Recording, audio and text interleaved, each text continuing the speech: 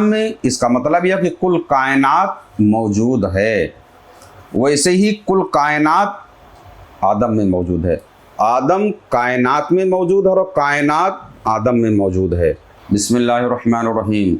अल्लाहुम्मा सल्लि व सल्लिम अला सय्यिदना मुहम्मदिन व अला आलि सय्यिदना मुहम्मदिन कमा तुहिब्बु व तर्दा बिन तुसल्ली अलैहि। इंसान मेरा भेद है और मैं इंसान का भेदी हूँ।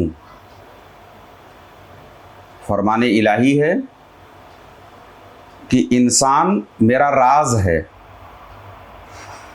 और मैं इंसान का राज हूँ।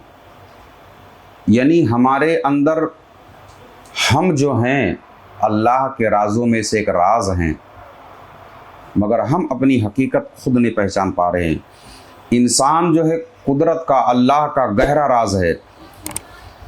तो इंसान में कुदरत भी एक गहरा भेद है। जहाँ इंसान अल्लाह का एक राज है, तो वहीं अल्लाह भी का राज इंसान के अंदर छुपा हुआ है। जब तक भेद और भेदी के राज के पर्दे नहीं उठते, जब तक भेद और भेदी के राज के पर्दे नहीं उठ जाते, भेद भेद ही रह जाता है, यानी राज राज ही रह जाता है। इस भेद और भेदी के कुछ राज से पर्दे हटाने की कोशिश करते हैं। यानी भेद क्या है और भेदी कौन है।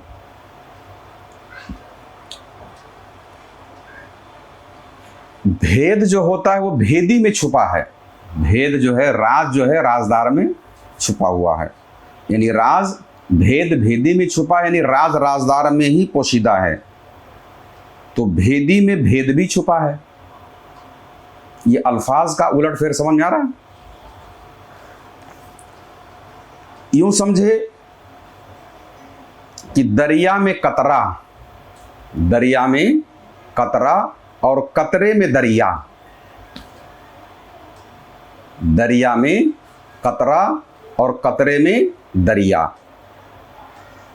कतरे को दरिया से जुदा करो तो भी एक दरिया का हिस्सा है, और कतरे को अगर दरिया से मिला दो तो दरिया है ना। जैसे एक दाने में, एक बीज में दरख्त, एक बीज रख लीजिए तो उसके अंदर पूरा एक दरख्त है, और दरख्त में दाना। समझ में आ रहा है कि नहीं समझ आ रहा है। यानी दाने में दरख्त और दरख्त में दाना। दरिया में कतरा और कतरा में दरिया। अब दाने के बगैर दरख्त नहीं हो सकता और दरख्त के बगैर दाना नहीं हो सकता। इसी तरह ये मैंने मिसाल दिया इसकी। इसी तरह आदम में दम, हजरत आदम अलैहिस्सलाम में दम, और दम में आदम, और आदम में सारे राज और भेद के दम छुपे हुए हैं। दम के सारे राज और भेद किस में छुपे हैं? आदम में। दम का राज भी कितना अजीब और हैरत में डालने वाला है कि इस राज में भी बेशुमार राज छुपे हुए हैं। यानी राज में भी राज है। आदम खुद ही एक राज हैं और इनके अंदर भी हजारों बेशुमार राज पोशीदा हैं। इन तमाम राजों में एक राज को ही हम समझने की कोशिश करते हैं और इस राज की तह तक पहुंचने की कोशिश करते हैं और इसमें छुपे हुए खजाने को देखते हैं। तो एक इशारा ये भी है कि दम के खेल में जो कोई भी खेलता है, यानी दम के खेल में जो कोई भी खेलता है वो आदम है। कौन है? हम लोग दम के खेल में ही खेल रहे हैं, तो हम आदमी हैं। दम के खेल में जो कोई भी खेलता है वो आदम है। आदम में कुल कायनात है। आदम में कुल कायनात किसमें समाई हुई है? आदम में। आदम में, इसका मतलब यह कि कुल कायनात मौजूद है, वैसे ही कुल कायनात आदम में मौजूद है। आदम कायनात में मौजूद है और कायनात आदम में मौजूद है। यानी आदम के बगैर, यानी दम के बगैर कायनात का कोई ज़र्रा नहीं है। यानी हर एक में, इस लिहाज से हर शय जिसमें दम है, बात समझ आ रही है, इस लिहाज से हर वो शय जिसमें दम है वो आदम है। चरिंद परिंद दरिंद यानी तमाम हर वो जीरो जानवरों के अलावा सितारे, अनासिर, जमादात, नबातात के अलावा दिगर मखलूकात, सब में आदम है। सब में वही नूर का एक हिस्सा मौजूद है, क्योंकि इंसान कामिलो मुकम्मल है। क्या है? इंसान मुकम्मल है, कुल राजों का राज है, इसीलिए इसको आदम भी कहते हैं, जो सबसे अच्छा और बेहतर है। इसको अशरफुल मखलूकात का शर्फ भी हासिल है। आदम मुकम्मल है, इसीलिए इसको अशरफुल मखलूकात भी कहा जाता है।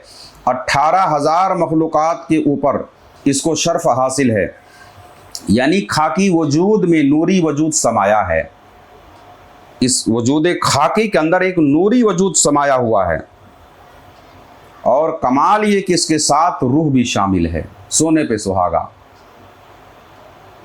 रूह के दाखिल होते ही इसमें दम आया, इसी वजह से इसको आदम कहते हैं। बात समझ आई? जो एक बहुत गहरा राज बना हुआ है। हजरत आदम अलैहिस्सलातु वस्सलाम हकीकतन नूर हैं, लेकिन खाकी नाम से मशहूर हैं। हजरत आदम की अगर हकीकत देखा जाए तो मुकम्मल वो नूर हैं, मगर खाकी नाम से जाने जाते हैं, मशहूर हैं। क्योंकि नूरी को खाकी लिबास में जाहिर होना था, इस नूरी को लिबासे बशर में जाहिर होना था, इसीलिए आदम को पानी और मिट्टी अनासिर के ज़रिए वजूद में आना पड़ा। हजरत आदम के अंदर जो नूरी वजूद मौजूद है, हजरत आदम के अंदर जो नूरी वजूद मौजूद है, उसी वजूद ने खाकी लिबास पहन रखा है। हजरत आदम अलैहिस्सलाम के अंदर जो नूरी वजूद है, उस नूरी वजूद ने ये खाकी लिबास ज़िबेतन किया हुआ पहना हुआ है। यानी उस नूरी वजूद को छुपाने के लिए ही ये खाकी वजूद बनाया गया। आदम में वो ताकत मौजूद है कि इस खाकी लिबास को, आदम के अंदर ये सलाहियत और ताकत मौजूद है कि इस खाकी लिबास को उतार सकता है। क्या कर सकता है? उतार सकता है। जो सूफिया औलिया रियाजात करके, अल्लाह का जिक्र फिक्र करके, उन्होंने अब इस वजूद खाकी को उतार कर उस वजूद नूरी को उन्होंने और मुजल्ला किया और रोशन किया। यानी आदम अपने कल्ब के ज़र्ब से इस लिबासे खाकी को जला करके इससे बाहर आ सकता है। कैसे? एक राज मैं आपको बता रहा हूँ। आदम अपने कल्ब के ज़र्ब से, अपने ज़र्ब कल्ब से इस खाकी लिबास को उसके ज़र्फ से, उसके रियाजात से कल्ब को रोशन करके, कल्ब के अंदर नूर पैदा करके, उसको और कुर्ब इलाही में ले जा करके इस वजूद खाकी से ये बाहर आ सकता है। और अगर ये बाहर आ जाए तो फ़कत क्या रहेगा? नूर ही नूर रहेगा। इसका साया भी नहीं होगा, जो कि नूर का साया नहीं होता। आदम में दम, आदम में दम और दम में जिक्र मौजूद है। आदम के अंदर क्या है? दम, और उस दम में जिक्र इलाही मौजूद है। और इस जिक्र को नूर अल्लाह नूर समावात वल अर्द भी कहते हैं, नूरुल अला नूर भी कहते हैं। और ये दम में हमेशा, और ये दम हमेशा फना और बका के राग और साज इसके अंदर बजते रहते हैं। बात समझ में आ रही है? यानी इस दम के अंदर फना और बका, यानी मौत और ज़िंदगी की साज बजता रहता है। इसी मंजिल को हाहूत भी कहते हैं। अल्लाह तबारक व तआला की बारगाह में दुआ है कि मौला करीम हमारे इस वजूद खाकी को इबादत और रियाज़ात के ज़रिए रोशन करते हुए जिस मकसद के लिए अल्लाह तबारक व तआला ने हमें पैदा फरमाया है उस मकसद तक हमको पहुँचने की तौफीक अता फरमाए। आमीन सुम्मा आमीन बिरहमतिका या अरहमर राहिमीन। अगर आप भी कुछ रूहानी खिदमत करना चाहते हैं तो इस चैनल को सब्सक्राइब करें और इसका लिंक भी शेयर करें।